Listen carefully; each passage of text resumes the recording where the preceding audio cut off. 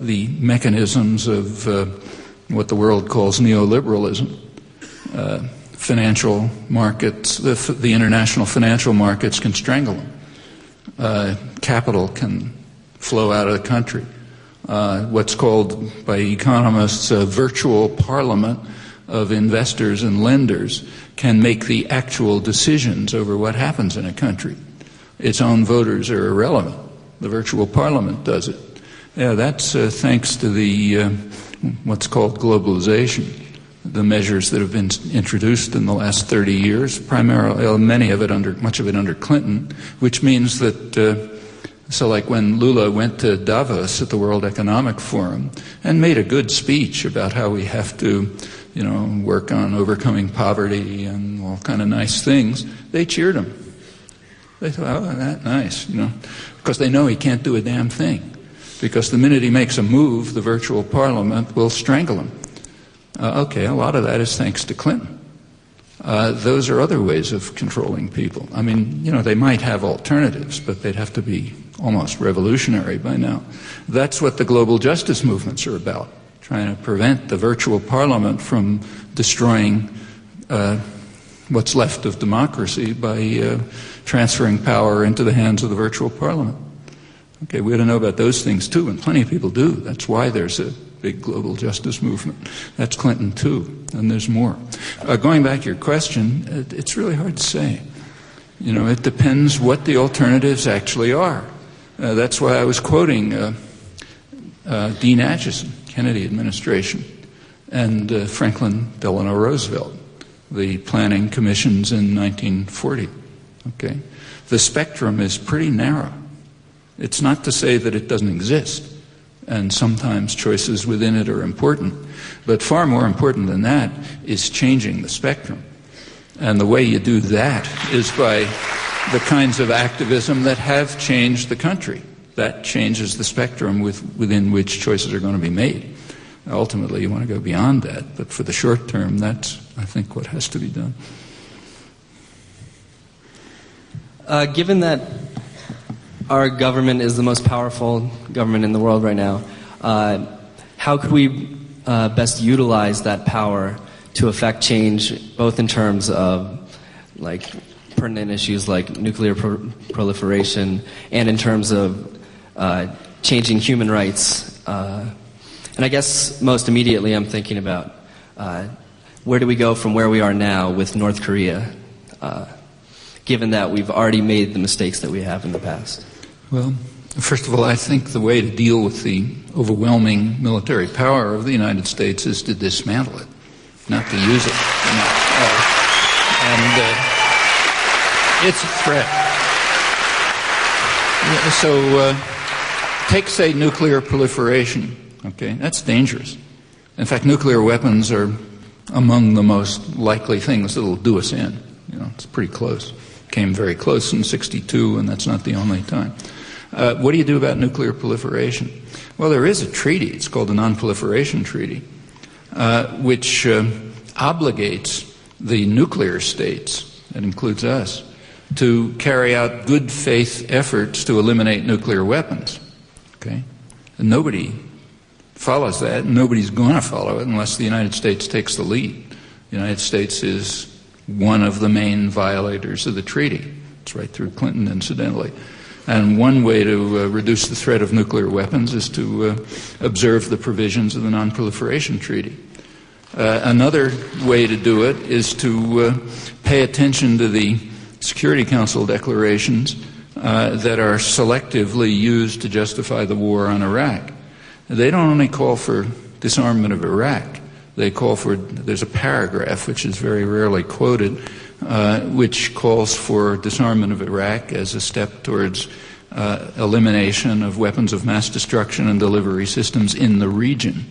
Okay, that's specifically referring to the U.S. offshore military base in Israel, which has hundreds of nuclear weapons and totally overwhelms anyone in the region in military force. That's what they're talking about. That's another step. Another way to do it is to follow the recommendations of the high-level congressional and other committees, which have pointed out that the major threat of nuclear weapons right now, at least, is what they call loose nukes. Russia or Pakistan or somebody with nuclear weapons, tens of thousands of them, in fact, that are kind of getting out of control. Well, there are small programs to try to do something about that, and but they ought to be huge programs. So there are many problems about nuclear weapons, and another thing to do is to stop encouraging countries to develop nuclear power, which is what they're going to do. All right, let's get to North Korea. I don't know what you're calling mistakes exactly, but the countries of the region have an approach that they want to follow. And we should be following their lead, I think. South Korea in the lead, and Japan and China basically agree with them that this is a serious problem, very serious problem, and it has to be dealt with through diplomacy and through moves to somehow integrate North Korea back into the system, which is not a trivial matter. The framework agreement, this is one thing that Clinton did which was right, of 1994, if it had been implemented, would have taken steps, it was taking steps towards that. Well, that's been reversed. And we ought to go back and we ought to follow the lead of the South Koreans on this. It's dangerous. Right now, the danger of North Korea is not nuclear weapons. The danger is, the reason why the U.S. isn't attacking North Korea is because they have a deterrent. The deterrent is conventional weapons, massed artillery, which can destroy Seoul in 5 minutes. I'm sure that at the Pentagon they're working on techniques for, precision-guided weapons that can somehow, maybe tactical nuclear weapons that can somehow take out that artillery. But until they can do that, they can't attack North Korea because it has a deterrent. And in fact, the U.S. is teaching the world a very ugly lesson now. It's telling the world, if you want to prevent us from attacking you, you better have a deterrent. If you're defenseless like Iraq, we'll go after you. If you're North Korea, which is a much worse tyranny and a much greater threat, but you have a deterrent, we're not going to go after you. It may not be the headlines here, but everybody in the world understands it. It's very evident. That's really bad. Behind that, there are other things going on. So you take a look at that region, Siberia, China, Japan, Korea. It's an integrated region. It has tremendous resources, mostly in Siberia, like energy resources. It has countries that need those resources, Japan, China, South Korea. The natural development, and one that's beginning to take place, is some kind of integration in which the energy and other material resources of Siberia are going to be used by the surrounding countries which are carrying out industrial development. The U.S. is very much opposed to that, does not want an integrated region to develop that will be out of control of U.S. global power. That's part of the background for what's going on in the Gulf, in fact. That's in the works.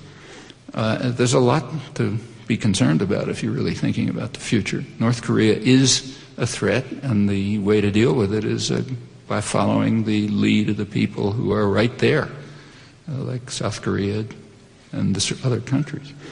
And we can do a lot to reduce the threat of nuclear weapons by following our own treaty obligations. That'd be a good start.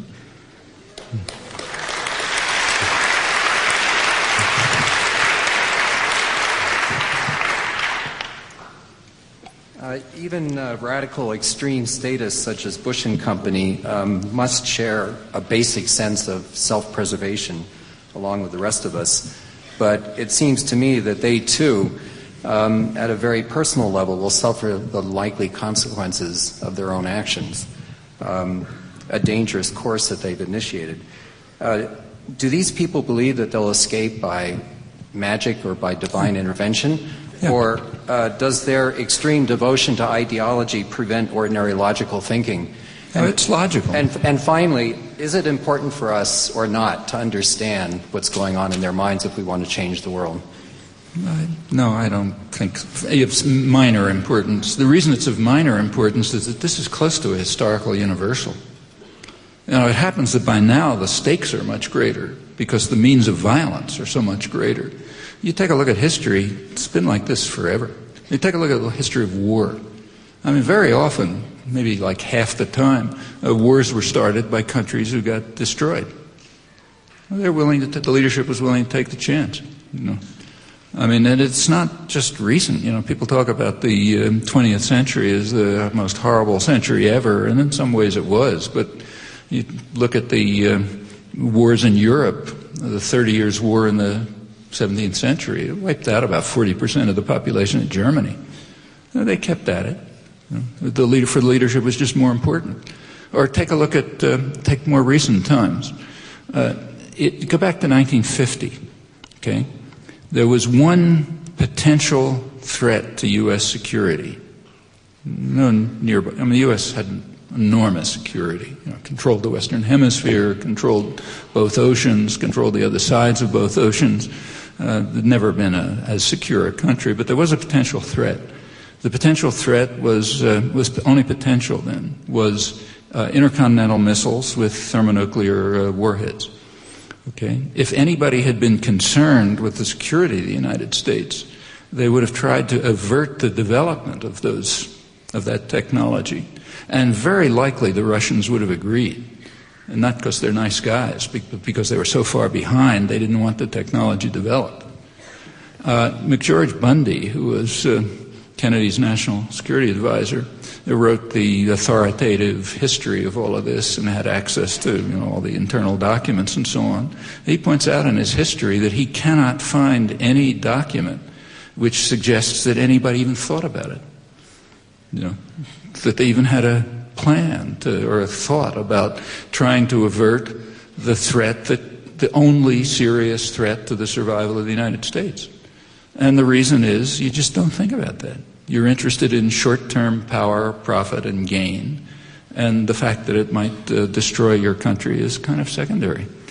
And that goes right through history, except the main difference now is that the stakes are much higher.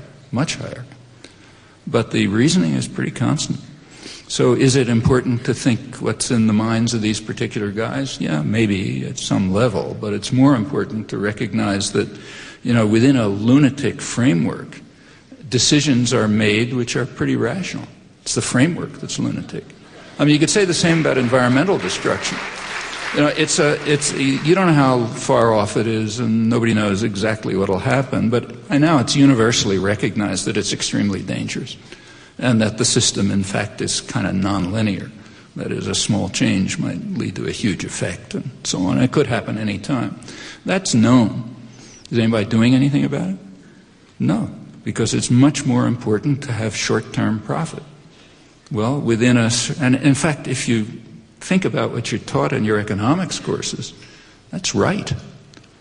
It's rational within a framework of thinking that's pretty much accepted. People are supposed to be rational wealth maximizers, right? You're trying to maximize your own wealth. Okay, that's what you're supposed to be if you're rational. Well, and the market, if it works perfectly in theory, is supposed to respond to the inputs from the participants. So your votes are your dollars, and your goal is maximizing your wealth. Okay, here's a simple question. How many votes do your grandchildren have in the market? None. They don't vote in the market. Therefore, their interests are valued at zero in what's called rational behavior. So therefore, it's entirely rational to destroy the possibility of a world in which they can survive if you can have more shoes. It's essentially what it comes down to. It's a kind of a rational decision within a framework of complete lunacy, And there's a lot in history that's like that. We should be concerned with those lunatic frameworks much more than what's in the mind of some person who's making decisions within them that may be pretty rational within an accepted framework. That's really important, I think. Mr. Chomsky? Is there somebody up there? I can't really see. Thank you. If you had to excuse me, a little feedback. Could you wave an arm or something? I can't see. If you had to recommend 4 or 5 publications that you think provide unbiased and accurate reporting, what would you